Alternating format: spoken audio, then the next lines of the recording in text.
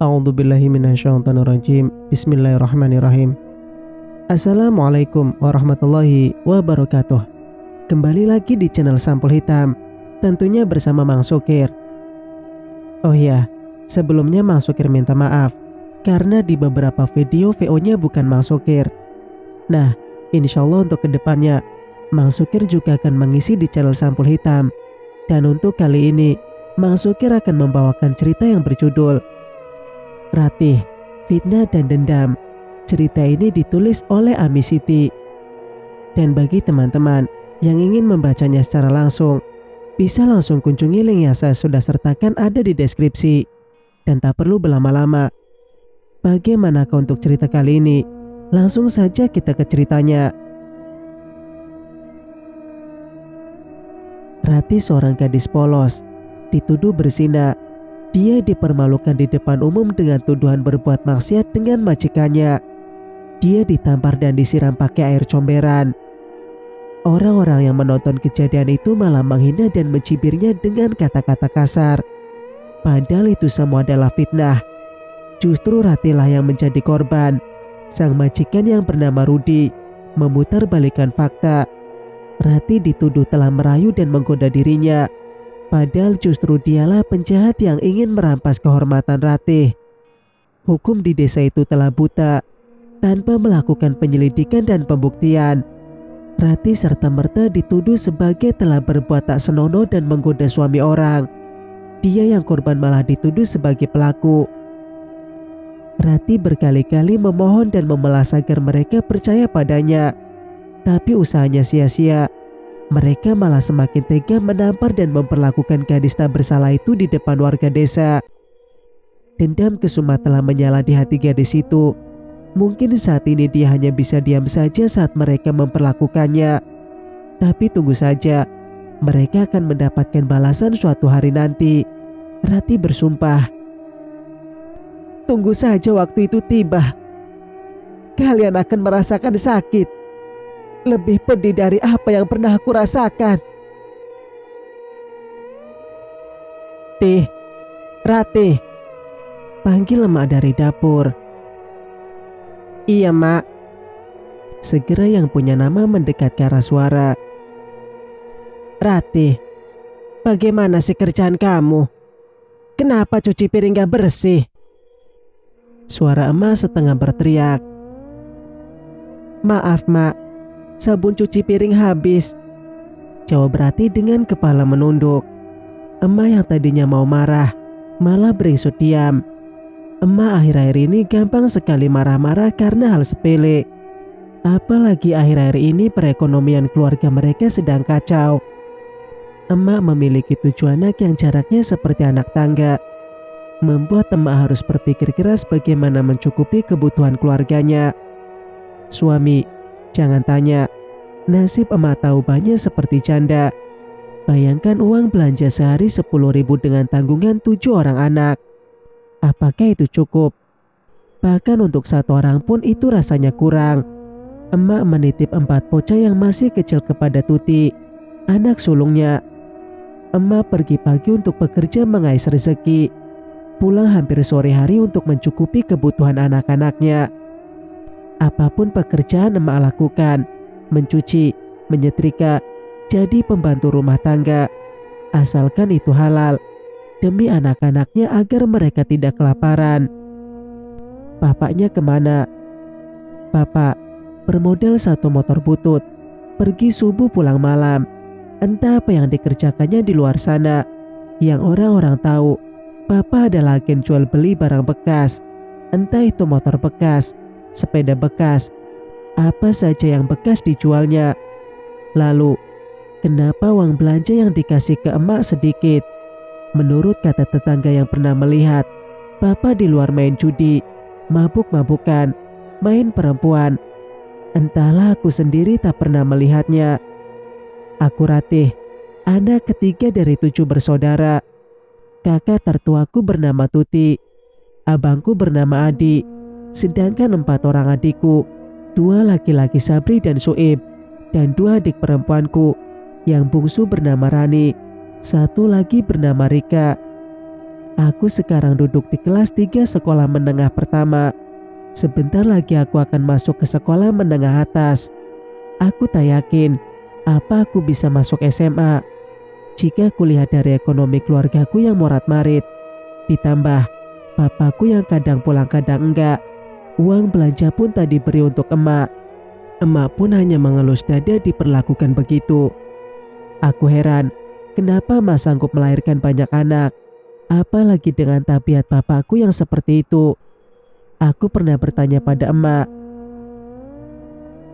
"Mak, emak kenapa sanggup melahirkan banyak anak, Mak?" "Banyak anak, banyak rezeki, Ratih. Tapi Mak, kok rezeki kita malah kurang? Malah kita sering kelaparan jika tak ada uang. Mungkin rezeki kita bukan sekarang, tapi nanti waktu kalian sudah dewasa." Pernah pula aku mendengar kakakku bertanya pada emak pada saat kelahiran adik bungsuku tanpa ditemani bapak. "Mak, kenapa gak KB aja? Kasihan emak sudah kewalahan ngurus 6 anak yang masih kecil. Ini udah bertambah lagi." Apa jawaban emak saat itu? "Bapak melarang emak KB, Tuti. Emak selalu saja menuruti kata bapak. Bapak saja gak peduli sama kita." "Gak boleh kamu bicara seperti itu, Tuti. Biar bagaimanapun dia bapakmu, ayah kandungmu." Setiap kali kami ingin marah dengan perlakuan bapak, selalu saja emak melarang kami membencinya. Emak selalu saja membela bapak di depan anak-anaknya. Tak pernah emak menanamkan kebencian pada bapak, padahal perlakuan bapak sangat menyakitkan. Singkat cerita, akhirnya aku bisa ikut ujian. Semoga saja aku lulus dan bisa melanjutkan ke tingkat sekolah menengah atas. Pulang sekolah, aku belajar di kamar. Kulihat kakak tertuaku sedang asik memegang sebuah benda tipis berwarna hitam. Sepertinya itu adalah handphone. "Kak," panggilku pada kakak yang sedang asik bermain handphone. "Iya, ada apa?" jawabnya ketus. "Itu yang kakak pegang handphone ya?" "Iya, kenapa?" "Kakak dapat dari mana?" "Dikasih sama Om Dharma." Om Dharma adalah adik paling kecil mama. Ia bekerja di sebuah percetakan di kota. Om Dharma belum menikah meski sudah berusia 30 tahun. Aku tak tahu kenapa. "Kok dikasih buat kakak aja? Rati kenapa gak dikasih?" ucapku pada kakak yang sedang memainkan benda pipi itu. "Kamu masih kecil, belum pantas main HP. Kamu sekolah aja yang rajin. Nanti kalau kamu main HP yang ada kamu malah pacaran." "Jadi kakak udah punya pacar dong?" "Siapa bilang? Kan kakak tadi yang bilang kalau punya HP yang ada pacaran." "Ya nggak semua orang pakai HP itu pacaran, Ratih. Jadi ada juga yang enggak, kayak kakak contohnya. Terus kalau kakak nggak pacaran, buat apa main HP?" "Ya banyak manfaatnya. Bisa untuk SMS, telepon, main game, main internet, dan lain-lain." "Bisa buka internet dari HP ya, Kak?" "Bisa dong. Aku mau dong buka internet." "Gak boleh." "Kenapa?" "Mahal beli pulsa tahu. Kamu gak ada duit kan buat beli pulsa kakak?" "Iya sih." "Ya sudah, belajar sana. Besok kamu ujian." Aku hanya bisa melihat dari jauh benda pipi warna hitam itu. Ingin rasanya aku meminjam pada kakak, tapi aku tak punya uang buat beli pulsanya. Kakakku yang sekarang kelas 3 SMA sebentar lagi akan lulus. Sedangkan abangku kelas 1 SMA. Jika nanti aku masuk SMA, maka abangku naik kelas 2 dan kakakku sudah lulus. Aku tak pernah melihat kakak dan abangku belajar, tapi mereka bisa naik kelas dan lulus dari sekolah. Sedangkan aku harus belajar mati-matian agar bisa menjawab soal ujian. Malam pun tiba, rasa lapar kian mendera. Kusisir arah dapur, hanya nasi dan ikan asin yang ada. Sebenarnya aku sudah bosan tiap hari makan ikan asin. Bibirku jadi monyong gara-gara keseringan makan ikan asin. Jika tak ku makan maka aku akan kelaparan. Namun jika ku makan maka bertambah monyonglah bibirku. Ya Tuhan, perutku sudah sangat lapar minta segera diisi. Tapi tak ada lauk lain yang bisa ku makan selain ikan asin. Kulihat emak sudah lelap bersama si bungsu di kamar. Tak enak hati ku bangunkan emak. Karena tak ada pilihan lain, maka ku buka tudung saji dan ku ambil piring. Biarlah bibirku monyong asalkan perutku tidak sakit. Keesokan harinya, ketika sampai di sekolah, teman-teman yang melihatku semua tertawa. Kenapa mereka? "Ratih, kamu habis dicium tawon ya?" ucap si Andi teman sekelasku yang paling nakal. "Kenapa kamu bilang begitu?" tanyaku penasaran. "Tuh, bibir kamu monyong begitu, kayak habis digigit sama tawon." Hahaha, ejek Andi sambil ketawa terbahak-bahak. Aku meraba bibirku, dan benar saja bibirku bengkak lagi. Ya ampun, bagaimana ini? Aku segera berlari ke kamar mandi sambil menutup mulutku. Aku mengambil sapu tangan dan membasahinya. Ku kompres mulutku dengan sapu tangan yang basah. Berkali-kali ku kompres sampai bengkak di bibirku berangsur-angsur mengecil. Syukurlah, aku masuk ke dalam kelas lagi. Aku malu saat teman-temanku melihatku. Ada yang tertawa dan ada juga yang kasihan padaku. Aku ingin menangis saja. Pulang sekolah, aku mengurung diri di kamar. Aku menangis sambil kututup wajahku dengan bantal. Emak yang mendengar tangisanku langsung menghampiri. "Ratih, kamu kenapa nak?" Aku masih menangis. "Nak, bilang sama emak kamu kenapa? Ada yang jahatin kamu di sekolah." Aku lalu bangkit dari tidur dan duduk berhadapan dengan emak. "Mak, Rati diejek di sekolah gara-gara bibir Rati monyong. Rati malu, Mak." "Kenapa bisa monyong, Tih?" "Gara-gara makan ikan asin tiap hari, bibir Rati jadi bengkak. Apalagi ikan asinnya gatel." "Yang sabar ya nak, nanti ibu goreng telur ya." Aku hanya mengangguk pelan menyetujui saran emak. Ada raut sedih yang terlihat dari wajah emak, tapi ia sembunyikan. Saat emak berbalik meninggalkan kamarku, kulihat emak menyeka sudut matanya. Apakah emak menangis? Pukul 1 siang emak menepati janjinya. Telur dadar goreng sudah tersaji di atas meja. Aku senang karena tidak ada ikan asin lagi hari ini. Namun, aku sedikit heran kenapa telur dadarnya kecil-kecil sekali emak potong. "Ambil satu orang satu ya, biar cukup sama yang lain," kata emak yang berada tak jauh dariku. Akhirnya aku tahu, emak beli telur sedikit jadi harus dipotong kecil-kecil agar yang lain dapat bagian. Tapi, tak apalah daripada harus makan ikan asin lagi. Aku pun langsung menyendok nasi ke dalam piring. Aku melahap sesuap demi sesuap nasi dengan telur dadar hingga habis tak bersisa. "Habis makan jangan lupa sholat ya," pinta emak sambil menggendong Rika, adik bungsuku yang berumur 3 tahun. "Iya mak." Segera aku menuju sumur dan mengambil air wudhu untuk sholat zuhur. Lega rasanya sehabis sholat. Jam 2 siang aku langsung merebahkan tubuh di ranjang butut peninggalan nenekku. Kemiskinan kerap membuatku merasa sedih, selalu dihina, terpuruk, jauh dari kebahagiaan. Kadang aku pikir, mengapa orang lain kaya sedangkan aku miskin?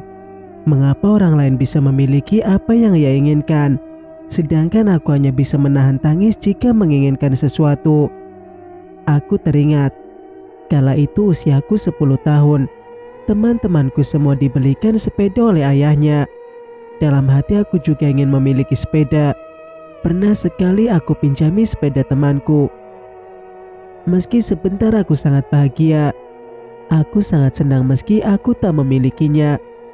Rupanya emak melihatku mengayuh sepeda teman. Selang beberapa hari, emak membeli sepeda bekas pada tukang rongsok. Meskipun sepeda bekas, aku tetap senang. Aku mencoba mengayuhnya. Tak lupa aku ajak Suib, adik laki-lakiku yang paling besar. "Ib, yuk kakak bonceng." "Yuk kak, nanti ajarin Suib kayu sepeda ya." "Oke." Kami berdua berboncengan. Betapa indah kala itu. Kami tertawa lepas, sampai tawa kami kedengaran anak tetangga.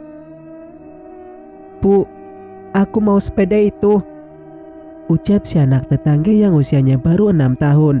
Namanya Ami. Kulihat ibunya Ami menghampiri kami.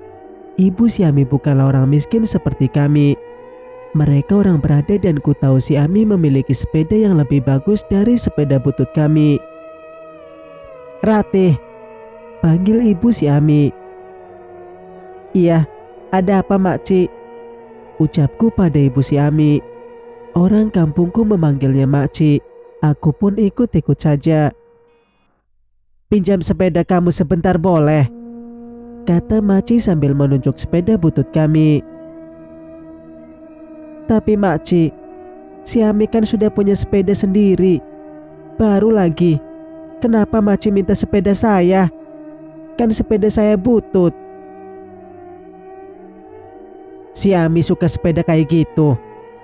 Apalagi bisa bonceng-boncengan."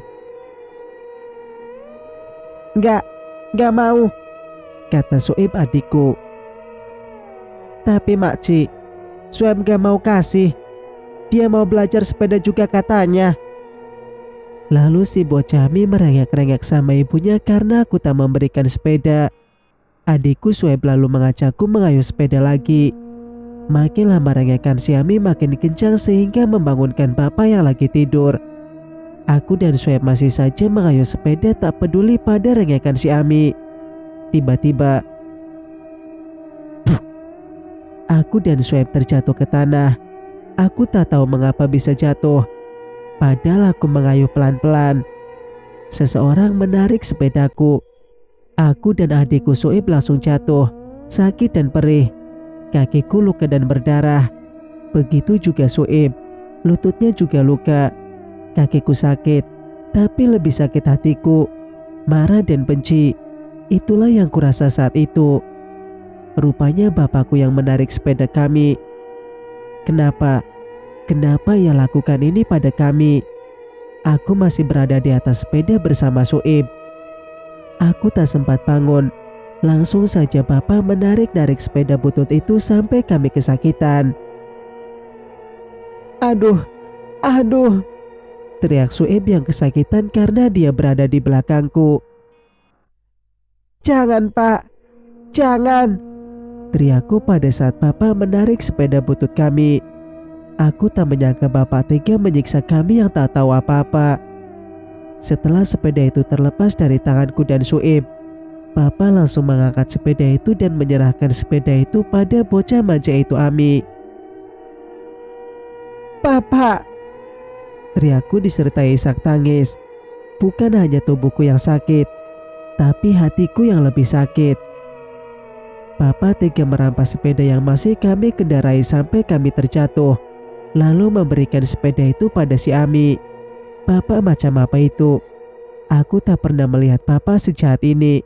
Apakah dia bukan bapakku? Emak yang mendengar teriakanku langsung berlari berhambuр ke arahku dan Suib. "Ratih, Suib!"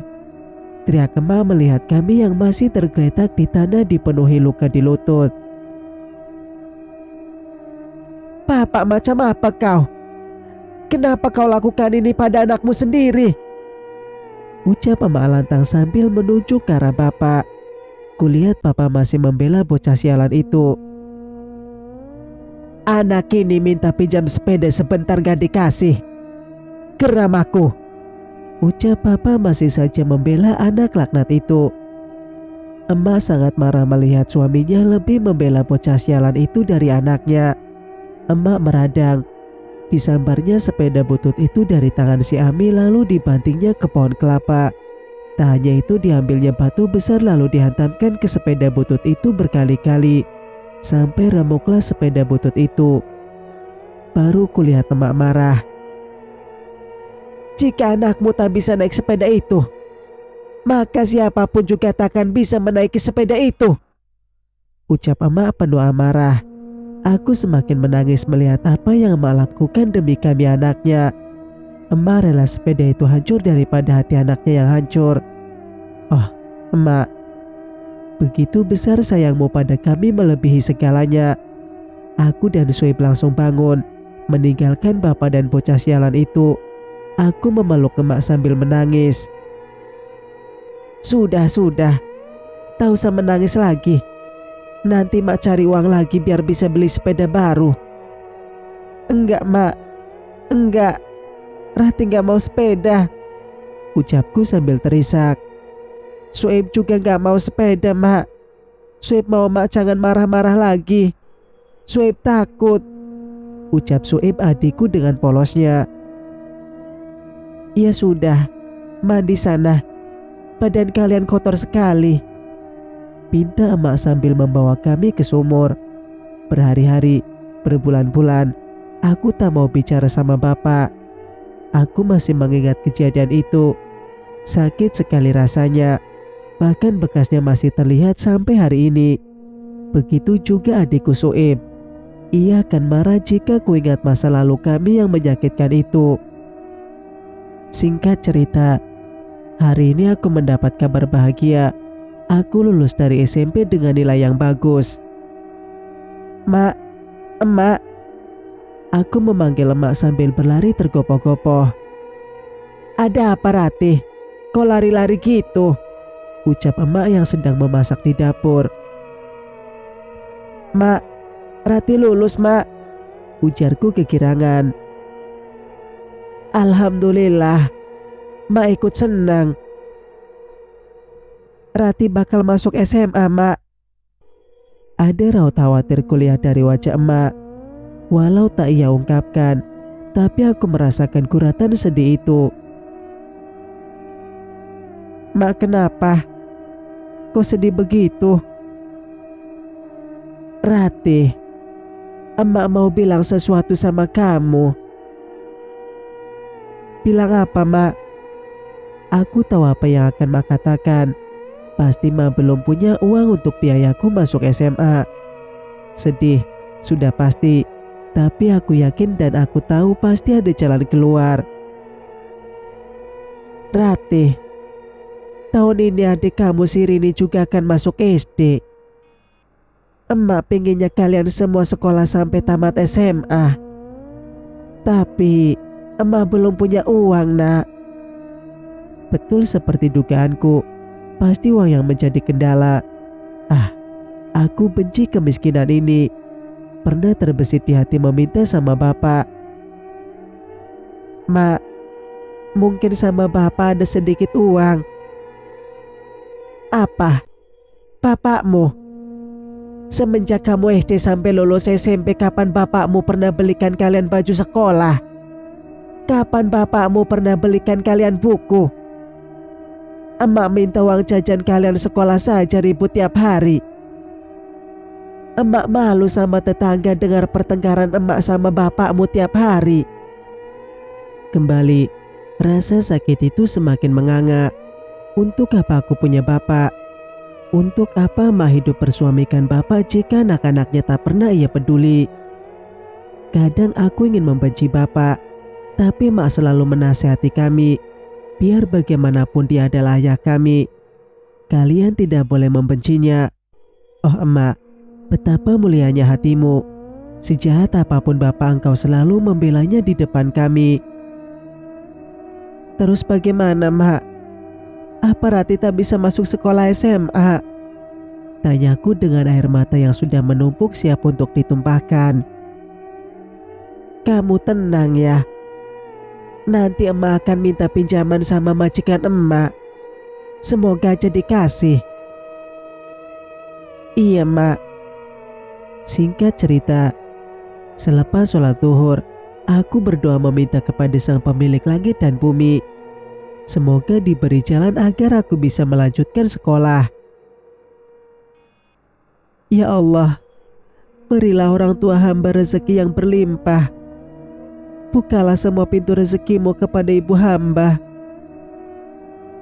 Berikanlah jalan kepada hamba agar hamba bisa sekolah, agar hamba bisa jadi anak yang berguna bagi keluarga. Ubahlah nasib kami agar kami keluar dari kemiskinan ini. Amin. Amin ya robbal alamin. Puas ku panjatkan doa, aku menangis di atas sajadah, meratapi sedihnya nasib yang sedang kualami.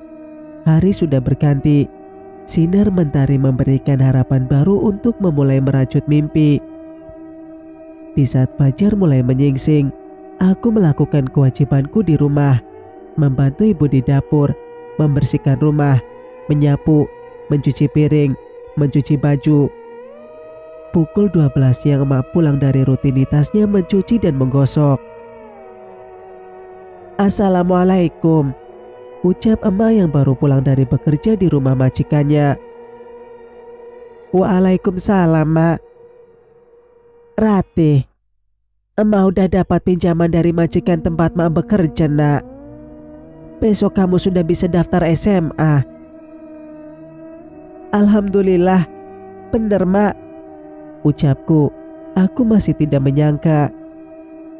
Iya Ratih, ini uangnya, ucap emak sambil memperlihatkan beberapa lembar uang merah. Alhamdulillah mak, besok Ratih bisa daftar SMA. Iya nak, kamu sekolah yang rajin ya, biar kamu bisa kerja yang bagus nanti. Gak kayak emak cuma tamatan SD, bisanya cuma cuci gosok. Iya mak, Ratih akan sekolah yang rajin. Terima kasih ya Allah, aku masih bisa melanjutkan sekolah ke jenjang SMA. Ada rasa haru dan juga bahagia melihat perjuangan emak demi menyekolahkan kami. Oh emak, dengan apa kami membalas semua perjuanganmu? Hari berganti hari, bulan berganti bulan. Akhirnya hari ini aku bisa memakai seragam putih abu-abu. Rona kebahagiaan terpancar dari wajah emak. Aku ingin menangis bila ku tatap mata sendu itu. Tidak, aku tidak boleh menangis. Hari ini adalah hari pertamaku masuk SMA. Aku tidak boleh cengeng. Aku harus kuat dan semangat. Aku harus menunaikan perintah emak. Aku harus sekolah yang rajin. Aku tak boleh menyia-nyiakan perjuangan emak. Dengan berjalan kaki, ku tempuh langkah demi langkah menuju sekolah. Ya, sekolahku kini jaraknya tidak terlalu jauh dari rumah. Aku harus melewati 4 kampung agar bisa sampai di sekolah. Sekolahku berada di kampung. Ya, hanya sekolah inilah yang emak mampu. Jika bersekolah di kota, emak tak akan sanggup dengan biaya masuknya yang mahal. Uang bulanan, uang buku, seragam, uang transportasi, belum lagi jajan sekolah yang tak sedikit. Aku yakin jika emak mampu secara materi, mungkin kemanapun aku sekolah ia akan menyanggupi. Tapi bagiku, ini saja sudah lebih dari cukup. Yang penting aku bisa sekolah. Dan semua anak-anak emak harus sekolah. Agar tidak mengikuti pekerjaan emaknya sebagai buruh cuci gosok. Emak pingin anak emak berhasil dan sukses. Aku berharap semoga suatu hari nanti aku bisa membahagiakan emak. Bersambung, nantikan kelanjutan ceritanya di video berikutnya. Jika kalian suka dengan ceritanya, jangan lupa untuk like, subscribe, dan nyalakan notifikasinya agar tidak ketinggalan cerita-cerita dari Sampul Hitam. Mang Sukir pamit. Wassalamualaikum warahmatullahi wabarakatuh.